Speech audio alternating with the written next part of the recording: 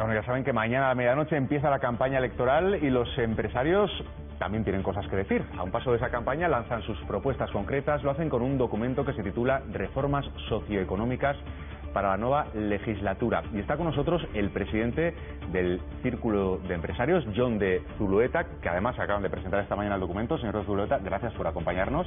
Buenas tardes, chicos. Y empezamos con una primera pregunta. ¿Qué es lo más urgente de todo lo que proponen? Reducir el paro, que está en 3 millones, 13,9% de los trabajadores. Eso no es sostenible. Vale. ¿Cómo lo reducimos? Es decir, ¿cuál es la receta que proponen ustedes? Bueno, la receta tiene varios ámbitos.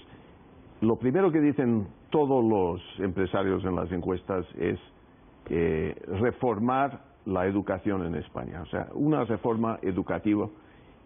Aquí hay que pensar en un pacto de Estado. No podemos que cada gobierno entra el 11 y luego cambian las iniciales y luego... Sí, los que hacían BUP, luego otros de NGB, los de la riválida, cada generación tiene una nomenclatura, ¿no?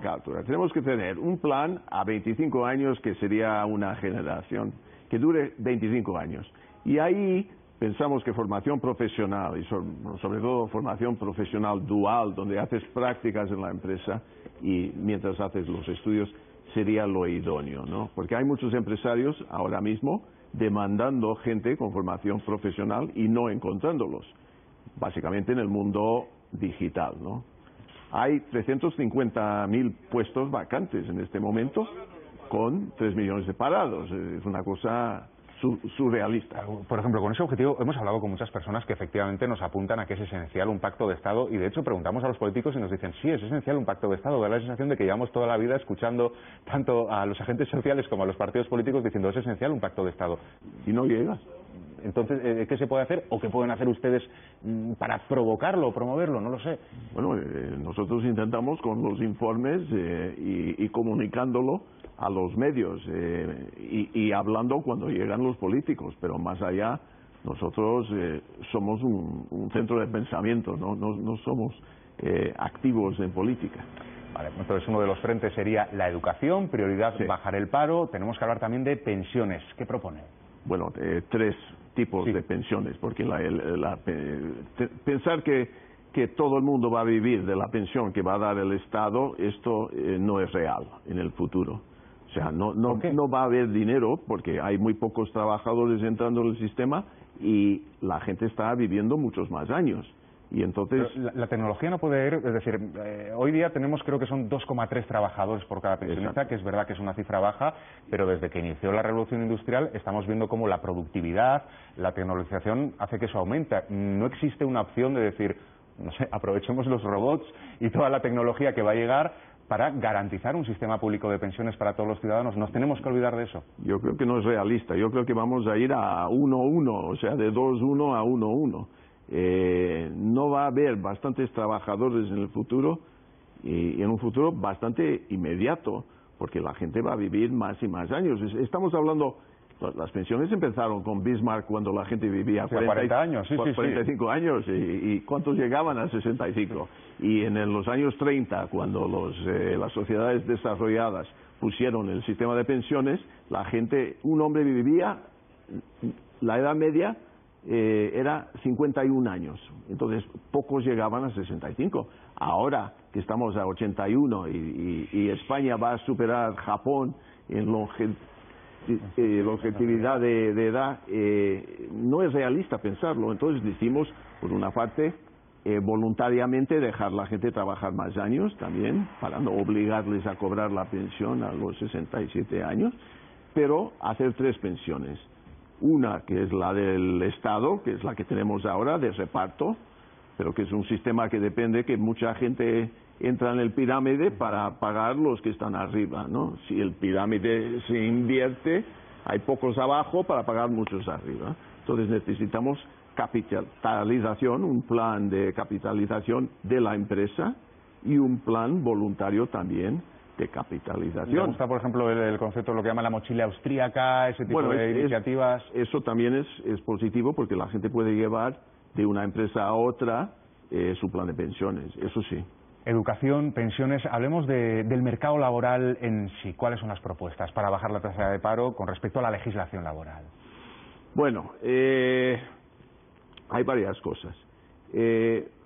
Pensamos primero, es muy importante mantener el convenio de la empresa por encima del convenio sectorial. Hay muchos sectores donde las empresas dicen, yo no puedo subir el 2+1, que es el acuerdo este año, yo solo puedo subir el 1%, o si no, cierro mis puertas. Entonces, hay que dejar más en manos de las empresas para decidir el aumento salarial para sus... Sabe que los sindicatos nos dicen exactamente lo contrario, nos dicen sí, eso precisamente lo que hace es que el empresario tenga mucho más poder porque ya, como ya no hay un convenio nacional, pues puede hacer lo que quiera utilizando esos argumentos. Ya, pero nosotros partimos de la base de que al empresario le interesa tener contentos sus empleados para tener una empresa productiva y no al revés, que el empresario va estrujar sus empleados, explotar sus empleados. Bueno, esos son dos puede ser bueno para el accionista, ¿no? Es decir, si vemos muchas apuestas a corto consistentes en, mira, bajamos costes laborales, garantizamos dividendos en un trimestre y aquí pasa después gloria. El accionista que está para mirar el resultado del trimestre es un pobre accionista, porque realmente el accionista tiene que estar mirando a 5 o 10 años.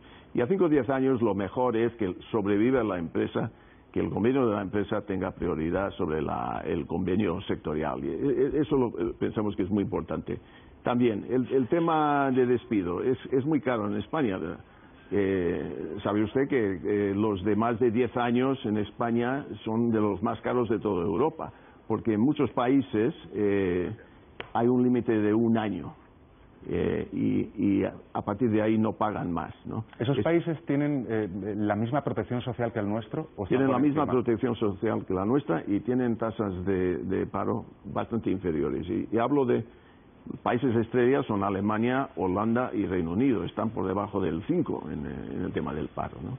Entonces decimos bajar paulatinamente a el promedio europeo, que sería 20 días, ¿no? Todos los contratos, todos los contratos como temporales. Y entonces unes temporales con los indefinidos, exacto. Eso sería otra medida para fomentar el empleo. La otra es eliminar la economía sumergida, que nosotros calculamos es 17,2% de la economía. Es muy elevado comparado con nuestros vecinos europeos.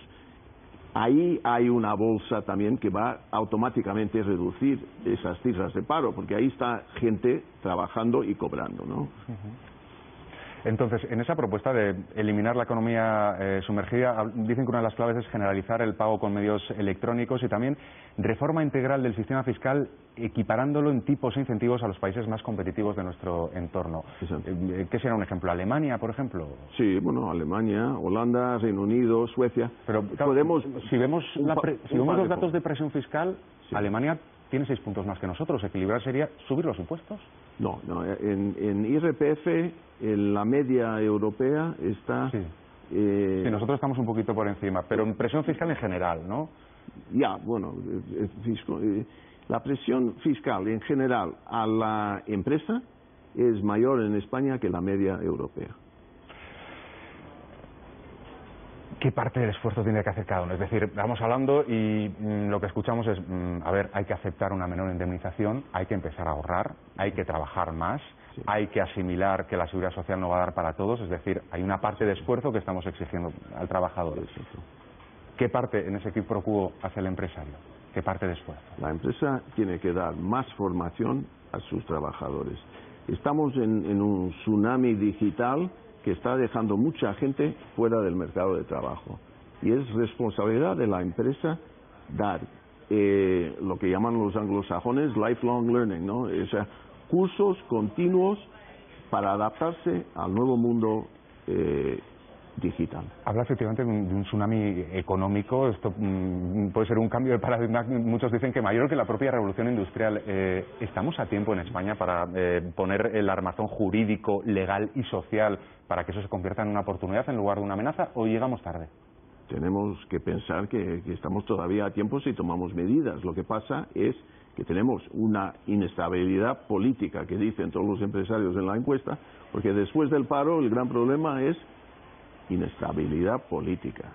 Necesitamos un gobierno fuerte, estable, que dure 4 años, ojalá salga de estas elecciones del 10 de noviembre y que pueda acometerse a estas reformas que también requieren pactos de Estado, porque claro, tenemos dos opiniones en muchas cosas, ¿no? Claro, y efectivamente es verdad que, bueno, viendo que me parece que somos un país en prácticas de multipartidismo, realmente ustedes que encima hablan con muchas personas de otros países, ¿entienden que tenemos cultura de pacto en nuestro país con este cambio de multipartidismo o todavía estamos muy lejos de aprender a ceder, aceptar en busca de un bien común?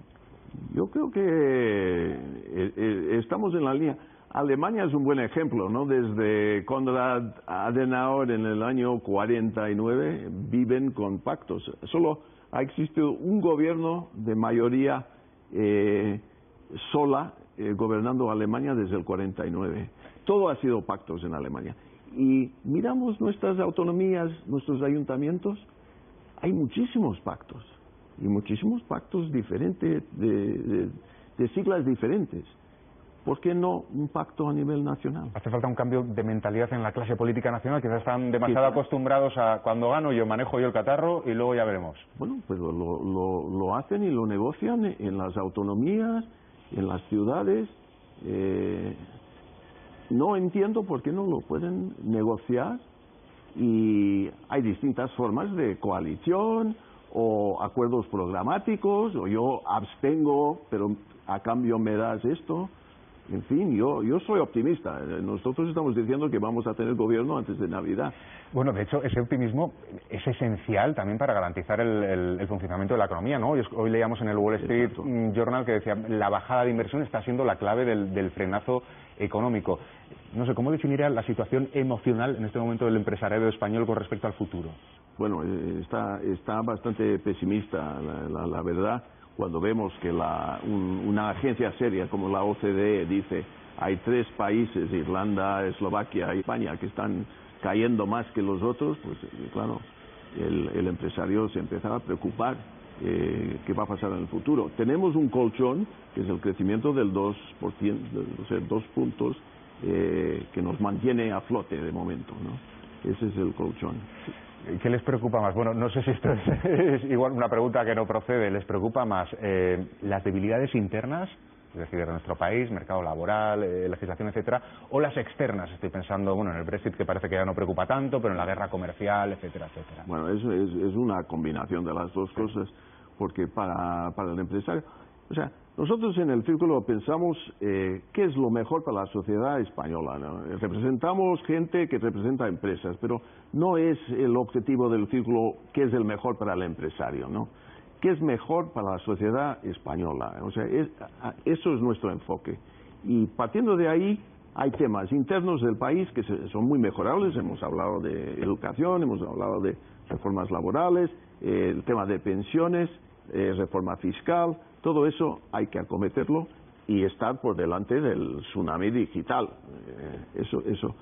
Tenemos que tener muchísimo más. Bueno, ¿por qué en España se paga 16 euros la hora por un trabajador y en Suecia 27? Me lo pregunta a mí, no, a mí no corresponde responder, pero bueno, entiendo que tendrá que ver con el nivel de vida, productividad y también los precios en cada lugar, ¿no? Supongo que alquilar una casa ahí será más caro que aquí, ¿no? Productividad. Bueno, no estoy seguro, si es Madrid. No, pero bueno, productividad es la base. Productividad. No somos tan productivos, entonces tenemos que ser más productivos. ¿Y cómo se consigue la productividad? Pues metiéndose en innovación y negocios. Claro, da la sensación que más que la productividad, la competitividad en nuestro país, siempre hemos buscado la receta de costes laborales. ¿Ese camino funciona a medio y largo plazo? No. Tristemente, siempre va a haber uno que está por debajo. No podemos competir en costes laborables. Siempre habrá un Marruecos, siempre habrá un Vietnam. Tenemos que competir con innovación, con conocimiento, con nuevas empresas, facilidades, impulsos para la creación de empresas nuevas, empresas innovadoras, ayuda del gobierno, el sector público, el sector privado, con las universidades. Me ponía ejemplos de otros países, como por ejemplo Alemania. Dentro de nuestro propio país, vemos alguna comunidad autónoma, algún lugar que pueda servir de modelo. ¿Parece que estos lo están haciendo mejor o no especialmente? Bueno, Usted viene del País Vasco, yo creo que en varias áreas el País Vasco está haciendo lo mejor, sí. En el frente del I+D, entiendo que se refiere. El frente del I+D, el tema de pensiones, el tema de innovación, el tema de ayudas a las empresas, yo creo que sí. John de Zuluaga, presidente del Círculo de Empresarios, muchas gracias por haber venido a la tarde en 24 horas. Nos quedan muchas preguntas, pero la actualidad tiene que avanzar, así que le combinamos a una nueva invitación. Muchas gracias. Igor. Gracias a usted, y quédese porque tenemos más noticias que probablemente le interesen en el frente económico. Seguro. El expresidente del Banco Popular, Ángel Ron, ha dicho en la Audiencia Nacional que los principales accionistas de la entidad no apoyaban su